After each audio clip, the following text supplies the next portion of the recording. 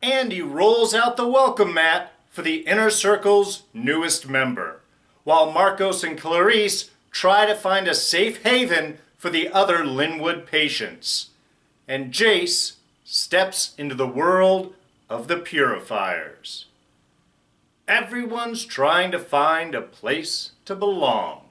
On this week's The Gifted, Season 2, Episode 5, afterMath. Hey everyone, D here, and welcome to this week's review of The Gifted. So yes, standard spoiler warning applies. Alright, so we are starting right off pretty much where our last episode ended, immediately after the escape from Lynwood Mental Hospital.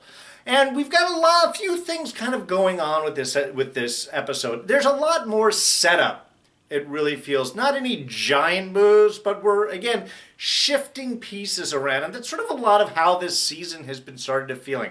I really liked last episode. A lot of action, a lot of big movement, a lot of really story pouring forward. And this week, again, well, I mean, I guess it is the aftermath. We're seeing where the pieces all lie and start to reset them. But I'm a little concerned with the pacing of this season. It's much slower than I was really hoping for. There's a lot more kind of social commentary and discussion, which is great. And X-Men and mutants in general are a wonderful medium in order to explore a lot of these ideas. Just from an audience standpoint, at least myself, I wouldn't say that I was bored, because there are things happening, but just not quite as excited about this episode. We do have some interesting points, which we're going to get into. A lot of, again, people looking for homes, embracing. We get to see a little bit of institutional racism. We get to see, what happens when people are trying to find a home, the sacrifices they're going to make, and kind of how they respond to environmental conditions, for sure. And again, I mean, this is all good stuff. Just was feeling a little ponderous for me. Well, let's jump into the clinic. And really kind of our main storyline here was with John and Caitlin. Again, we're starting right after the end of last episode. So we've got John coming in, bringing in a wounded Lauren. Luckily, it seems to be just a concussion. And the interesting thing to me with Caitlin and John is the sort of reversal that happens in this episode. Because when John comes in and carrying Lauren, all that Caitlin is just the worried mom. Oh my God, what happened? How could you leave Andy behind? That was all that you're supposed to do. Very much focused on the singular person. The singular, that idea. Whereas John is coming back with the whole concept of, look, there were all these patients around. There was, chaos. I couldn't get a beat on things.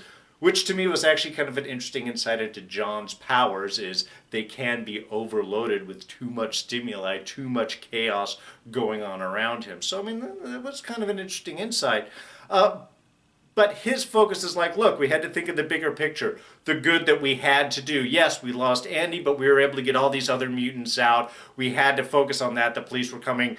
That was the larger goal. The larger good was what we had to focus on. And then by the end of the episode, they had really switched places. I mean, we're seeing a lot of the effects here that failure or perceived failure is happening with John. He's feeling so responsible.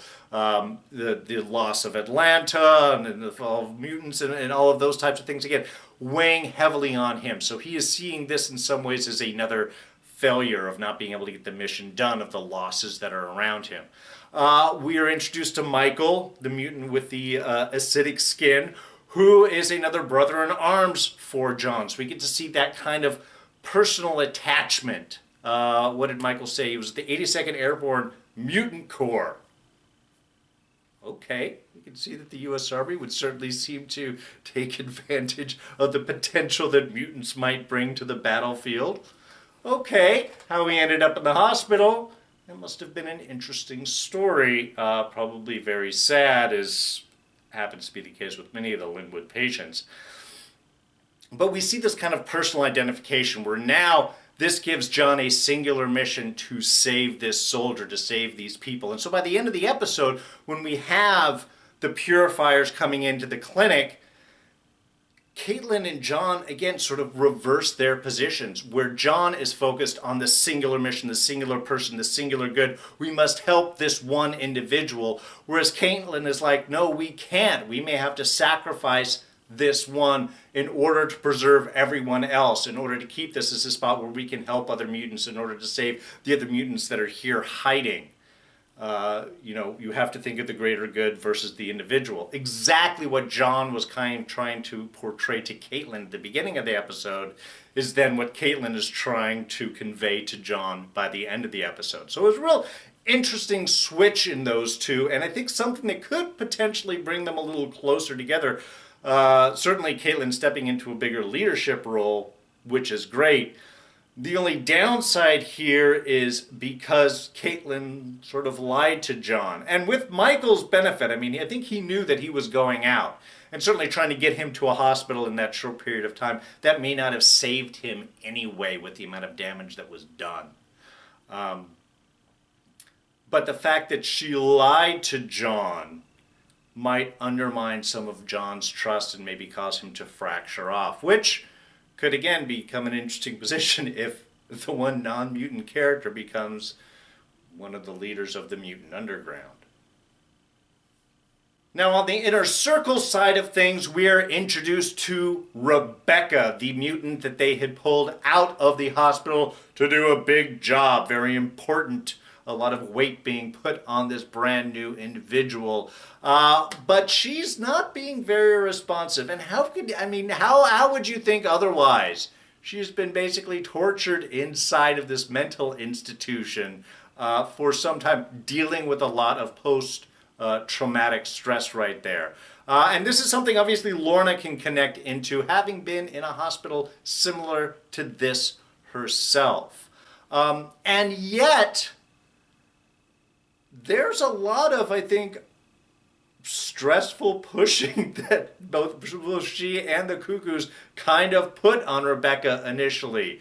I have to agree with Andy's approach there. The way that they were referring to her as a weapon. Don't you want to strike back? Don't want you to do anything. It's again, it is in a way just a similar, I think, take as to what was going on in the hospital. They were treating her as a weapon, as a thing, as an object, something to be suppressed, to be controlled. And now, as soon as she's brought back out with the inner circle, they're also treating her as a weapon, as an object, as a thing to be controlled. Which would make sense of why she was not very responsive to their encouragement initially. Andy, on the other hand, seeing things a little bit differently, and I really appreciate him stepping up. I appreciate him saying that. It's like, look, you guys are talking to her like she's this thing. You're not talking to her as a person. How about reaching out? How about a little compassion? How about giving her a minute to recover, man? Supposed to have thrown her immediately into testing. And this works, this makes a lot of sense for Andy, because Andy is missing his family. He is feeling a lot of remorse for what he has done to Lauren. He is feeling alone. He has made a bit of a connection in with Lorna, but I think now that we have Rebecca here, this is someone else that he can sort of welcome in, another kid, someone his age, girls. I mean, there's a lot of emotional stuff there, sure, but I think also it's just someone that he can identify with. As he goes in, he was talking about her being treated in the hospital versus kind of him in high school. I mean, a little bit differently, but the idea that the inner circle, where they are, the Hellfire Club, is a place where they can be themselves, they can express their mutant powers proudly and not have to hide things. You know, as again, this is a very welcoming idea, and is able to sort of break into a little bit of the shell and sort of pull Rebecca in, again, treating her like a person. It's the way to do it. Overall, very cute scenes between them. Again, just blossoming relationship, opening things up. We get to see Rebecca's power, which is the ability to turn things inside out effectively. And I loved how she phrased that. Some people see up and down and left and right and in and out. I see a different direction. It's like fifth dimensionality type sort of thing. So I just thought that was really cool. I just love the way that she explained that. You guys see all these four cardinal directions? To me, there's another direction that things can be in. So I thought that was very cool. And I can understand that she is a bit traumatized from being, again, inside the hospital, the way that she is treated. She's dealing with a lot of this stuff. But I think this might have been a bit of a damaged individual even beforehand. Because when she does sort of break out and feels a bit more comfortable, the first thing she wants to do is play games with the cops, and not in a good way. Quick line, I hate cops. And she's already back in that smiley, almost maniacal idea. Definitely pulling Andy in. Makes sense. Again, he is having this connection. He wants to explore. He's trying to make her feel safe about using her powers and everything. Certainly intrigued by what she can do. And I think there's this sort of rebellious teenage kid thing that's going on there as well. However, I think he is starting to feel a little bit that maybe this isn't totally the place for him. Because while he's proud to be able to express his mutant powers and his sense of self, and he believes in concept and what the inner circle is going for, a world where mutants can be themselves, he doesn't work the same way as everyone else. And even again, Rebecca moves very quickly, turning that cop car inside out, immediately drawing attention to themselves as well as causing issues. Yes, he wants to play a little bit. He wants to show her what he could do. He wants to show off. But I think he is starting to feel that maybe this environment doesn't agree with him entirely. And these are really good insights for Andy because he's vulnerable. He's trying to find a home. He's trying to connect with people here. But I think he is finding that the people that he is around with might be a little crazier and a little darker than he is willing to go. And in this sense, I think Andy and Jace are actually following a bit of a similar path. Because Jace is also looking for a home, also feeling isolated. He's lost his wife. His obsession has driven everyone away with him, and now he's being pulled into effectively a hate group, the Purifiers. And yet, maybe this isn't something that entirely rings well with him. I love the opening little bit that we had 12 years ago, seeing the sort of past of Jace, and the idea that he didn't start out as anti-mutant. It was trained into him. His SO, a supervising officer or training officer, I think is more the police term, being a bit of an anti-mutant himself, telling the story, yeah, my partner pulled this guy over and he poisoned him and he died in a minute. I mean, yes, mutants do add complications onto things. But showing here that Jace was not initially anti-mutant, that in fact, I love that shot when he does end up arresting that kid, looking at himself in the mirror, that's maybe like, I don't really like what I'm seeing here, or the reflection in the glass rather, that I don't really like what I'm seeing. This shows that hate is not an intrinsic thing. You aren't born to hate. You are taught to hate. And now, stepping into this fringe group, this evil AA play. Didn't it feel like? It felt like an evil AA meeting there with the Purifiers. It's like, all right, why don't you grab some coffee and donuts?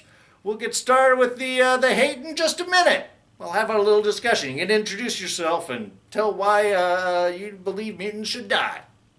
It's an evil AA group right there. But here, Jace, again, in a way, trying to still do the right thing. The Purifiers looking to just attack some protesters, whereas Jace is like, look, this isn't going to work. This is sort of his experience now coming into play here. Maybe just attacking protesters isn't the way to do it. We have some escaped prisoners. We have some, we had not prisoners, the mental patients.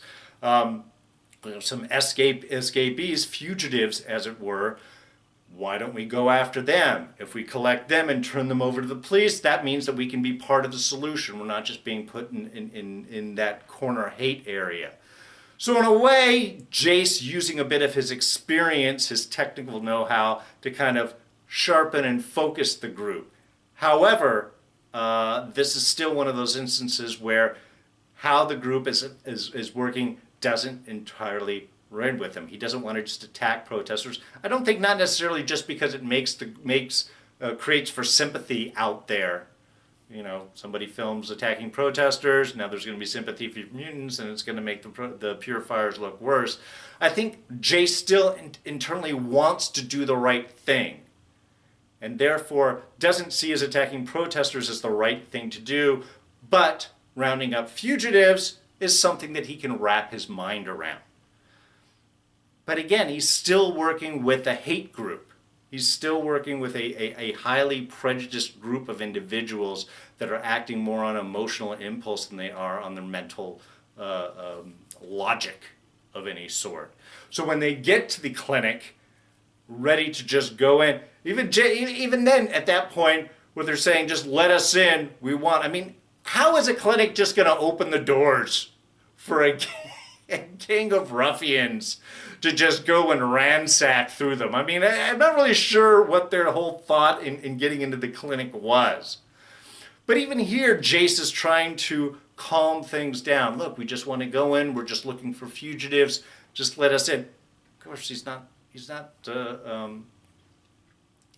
security. He's not police anymore. He's not Sentinel Services. He has no authority to do this.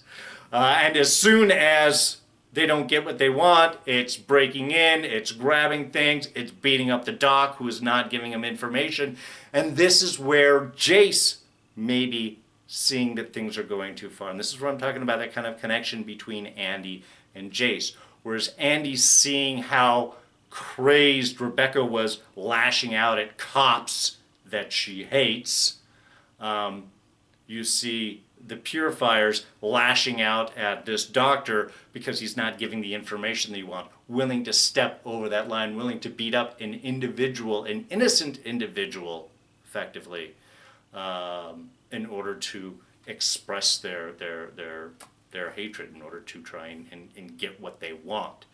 So I think there's a lot of potential here in where Jace can possibly turn things around. I don't think it's going to be for a bit of a while. Unfortunately, I think he's going to have to travel a bit more down a darker road. I am hoping he does turn things around because, to me, that's a much more interesting story.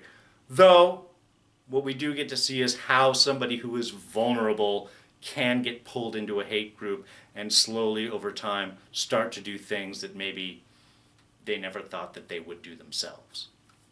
And Marcos and Claris get down to the underground. The actual underground, aka the lair of the Morlocks, looking for a safe haven for the remaining Lynwood patients. This sort of makes sense. I mean, they don't have the Atlanta HQ anymore. That is gone. They're working out of a salvage office, of an auto salvage office. Not really the room and resources in order to house a large group of individuals.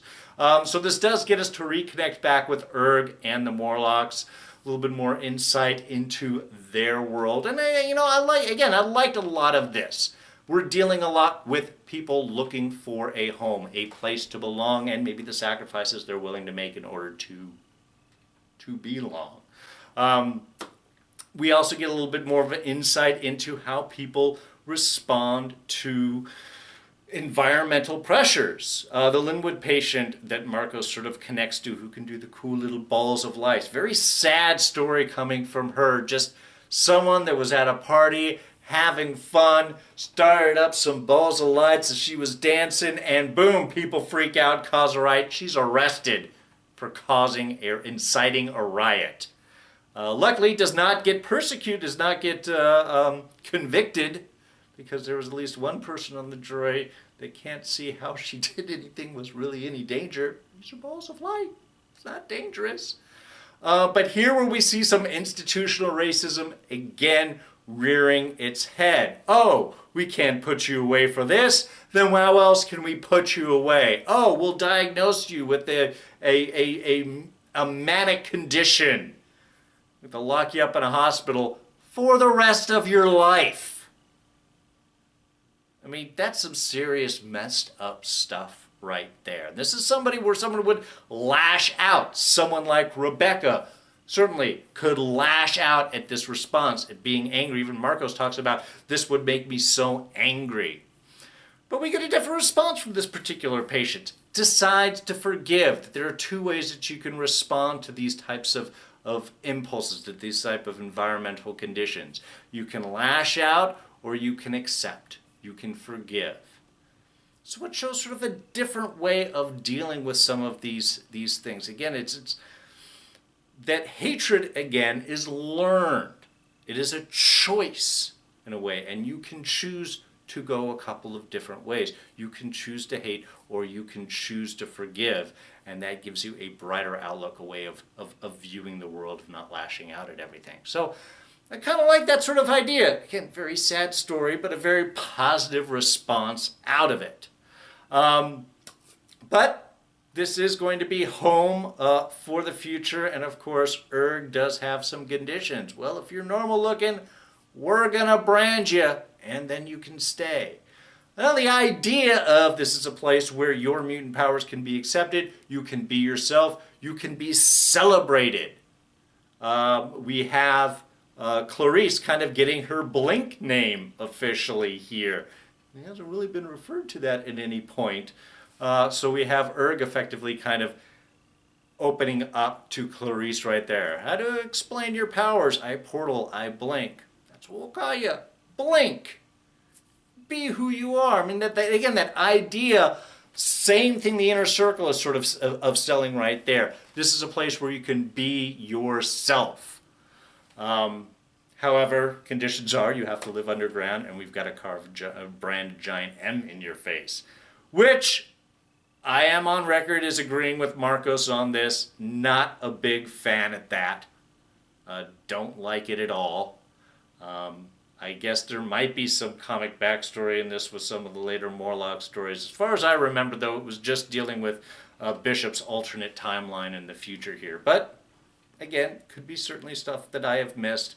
But I just don't think that that's something that you should have to do. Now, if you're living with mutants that do have physical changes and stuff and therefore can't hide and to be a part of that, I guess in a way it sort of kind of makes sense. But even as ERG sort of in his discussion with Clarice later on, or earlier on in the episode, about getting food, that sometimes you have to send some people up in order to get things and supply things, I would think that those not marked with the giant M might be able to pass and get at these things a little bit easier. So this is the price. You know, you're looking for a place to call home, you're looking for a place where you can be yourself. You're going to work with the inner circle and be evil. You're going to work with the underground and try and work in assimilation, or you're going to actually be underground where you can truly be yourself. You just gotta be marked for it.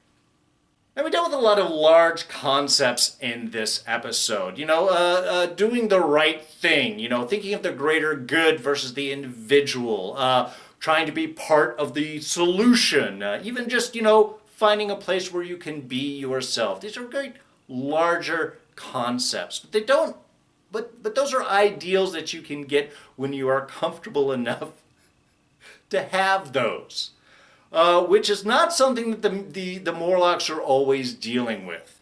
Which is why for this week's Scene of the Week, I want to focus on that just little tiny scene between ERG and Clarice inside the supply warehouse. Because really we have Clarice and ERG dealing with these two different concepts. I mean, even going in, Clarice is like, what, we're going to steal food? You know, where we come from, we look down on stealing. We shouldn't do this. It's going to make you steal their stuff. People are going to hate you more. Whereas ERG is like, look, I'm dealing with survival here. This isn't the inner circle who's dealing with this high idea of creating a world where, you know, mutants can survive and be themselves out in the world, you know, and often doing it through very violent means. This also isn't the underground who is trying to deal with more of a world where mutants and humans can live together, a way of assimilation. These are all large concepts. But somebody who is fighting for survival doesn't necessarily have time for this. And what is it that he says? I don't care about their hate. I don't need them. I don't want them. I don't believe in dreams. I believe in cornflakes. And that's really what it is. And that's really kind of the difference, where we have these two big opposing forces, the Mutant Underground and the Inner Circle. They're fighting for these larger ideals. Whereas Erg, with the Morlocks, are really just fighting for survival. Yes, they're fighting for survival in a world, in a place where they can be themselves, where they don't have to hide who they are, that they can celebrate who they are. But by making that choice, they've removed themselves from any of these larger ideals, pursuits. They have to survive first. So I think it was just a nice moment to take. We're dealing with a lot of these larger concepts that we have to remember is that sometimes fighting for an ideal, fighting for a dream is a luxury, because you have to be alive first before you can do that. And in order to survive, well, sometimes you just need cornflakes. All right, well, I think that's going to wrap things up for us. Now, the Inner Circle, certainly in a good space. They've got Rebecca feeling empowered, ready to go in, turn it safe inside out. Not sure what she's going for with that, but I'm sure it's going to be something pretty bad. Whereas we have the Mutant Underground do have a small hint. They can't follow, they don't know anything else, but they do have the name Rebecca, and they do have Dr. Taylor, her psychiatrist, who seemed to care a lot about the mutants that were there at the hospital. So some good potential allies to connect with. Maybe we can learn a little bit more about Rebecca's history. So that's where we are moving forward. Thank you so much for joining me on this review. I hope you enjoyed it as well. And if you did, go ahead and hit that like button. Thoughts, ideas, and comments, just toss those right down in the section below. You can always catch me on Twitter and Instagram. I am at Darren Jakes.